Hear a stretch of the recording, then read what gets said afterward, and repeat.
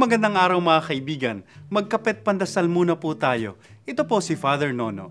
Mga kapamilya, lagi nating nararanasan ang udyok na magbagong buhay, kahit sa labas man ng panahon ng Kwaresma. Subalit, alam nating hindi ito madali.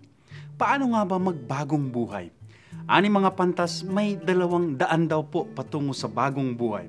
Yung isa ay yung pagkontra o pagsalungat sa agos ng mundo. Agere contra. At ito ang daan ng maraming mga mistiko tulad ni San Juan de la Cruz na nagturo ng tinatawag na Dark Night of the Soul. Sa pamamagitan ng disiplina sa sarili, sa pamamagitan ng pagtalikod sa kamunduhan, masusumpungan natin ang Panginoon. Kabaligtaran po nito, yung 200 tungo sa bagong buhay. Ito yung pagsabay naman sa agos, going with the flow. Ito yung daang tinahak ng alibughang anak, the prodigal son.